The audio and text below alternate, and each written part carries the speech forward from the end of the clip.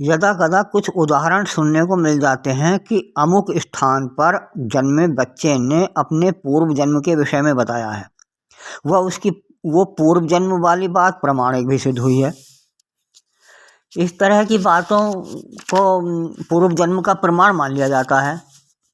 आज तक मुझे कोई भी ना तो ऐसा व्यक्ति मिला है जिसने स्वयं पूर्व जन्म की जानकारी का दावा किया हो, और ना ही ऐसा कोई व्यक्ति मिला जिसने बताया हो कि उसने पूर्व जन्म की जानकारी रखने वाले किसी व्यक्ति से स्वयं मिलकर जन्म पूर्व की स्मृति को प्रमाणित होते हुए देखा हो।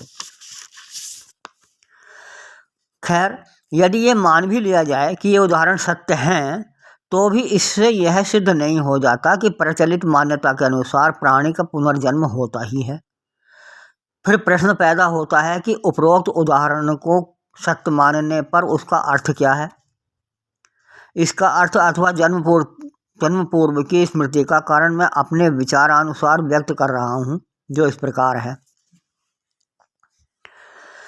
जिस प्रकार कंप्यूटर के स्मृति पटल का सूक्ष्म भाग बिट होता है और 8 बिटों को मिलाकर 1 बाइट बनती है, तथा बिट इतनी सूक्ष्म होती है कि अकेली बिट पर कोई पूरी स्मृति अंकित नहीं हो पाती, बल्कि लगातार कई बिटों पर एक स्मृति अंकित होती है। ठीक उसी प्रकार मस्तिष्क में भी बहुत सारे सूक्ष्म भाग होते हैं, जिन्हें हम यहाँ प्रासंगिक विषय को समझने के लिए बिट का ही नाम दे सकते हैं। ये बिटें अभौतिक होती हैं, या कह सकते हैं कि ये आकाशीय तत्व की बनी होती हैं। मस्तिष्क की किसी अकेली बिट पर भी कोई पूरी स्मृति अथवा सूचना अर्थात मेमोरी अंकित नहीं हो पाती, बल्कि क्रमानुसार स्थित कई बिटों पर कोई स्मृति अथवा सूचना अंकित होती है। जीवित रहते हुए उन बिटों पर हमारे अनुभवों की स्मृतियाँ उसी प्रकार अंकित रहती हैं जिस प्रकार कंप्यूटर की बिटों पर मेमोरी अर्थात स्मृति। मृत्यु के पश्चात प्राणी के शरीर, विशेषतः मस्तिष्क के नाश होने पर ये बिटें भी क्रम में ना रहकर वातावरण में स्वतंत्र रूप से विचरण करती हैं, जिस कारण स्मृति नाश हो जाता है। इन बिटों के व्यवस्थित ना रहने पर जीवित प्राणी में भी मस्तिष्कीय दोष उत्पन्न हो सकते हैं।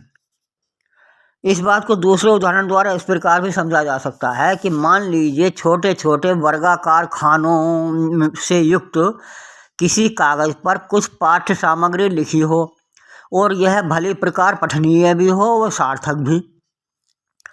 अब यदि इस कागज के छोटे छोटे टुकड़े करके एक एक वर्गाकार खाने को अलग अलग काटकर इधर उधर और दूर दूर फेंक दिया जाए ताकि वे एक साथ क्रमानुसार मिल सकने में संभव ना हो, तो क्रम विहीन कुछ टुकड़ों को मिला देने पर भी यह नहीं जाना जा सकता कि उक्त कागज पर क्या सार्थक लिखा था। किंतु यदि संयोगवश अथवा प्रयासों से उस कागज के कुछ टुकड़े पूर्व क्रमानुसार एक साथ मिल सकें अथवा मिलाए जा सकें, तो पाठ्य का कुछ अंश जो उन टुकड़ों में लिखा है पठनीय हो जाता है।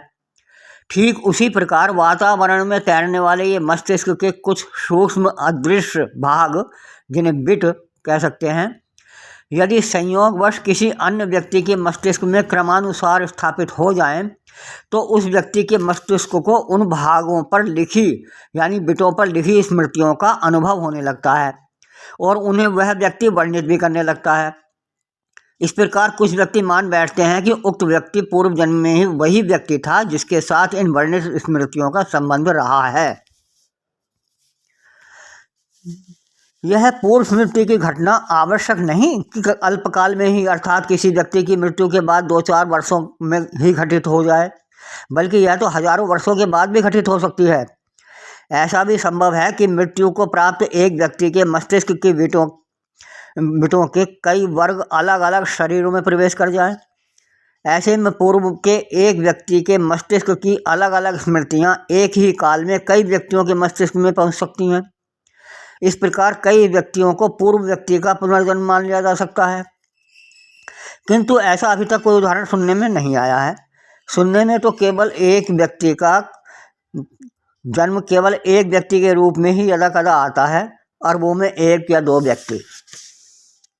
यहाँ इस बात का उल्लेख भी अप्रासंगिक न होगा कि मस्तिष्क के शरीर के अथवा पृथ्वी के सापेक्ष दिशा परिवर्तन से भी स्मृति पर प्रभाव पड़ सकता है।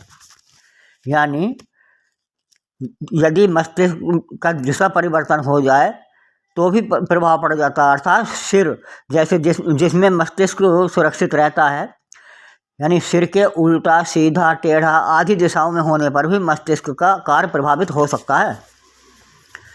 शीर्षासन लगाते हुए अर्थात सिर के बल उल्टा खड़े होने की दशा में नई नई स्मृतियाँ भी आ सकती हैं और पुरानी स्मृतियाँ भूली जा सकती हैं।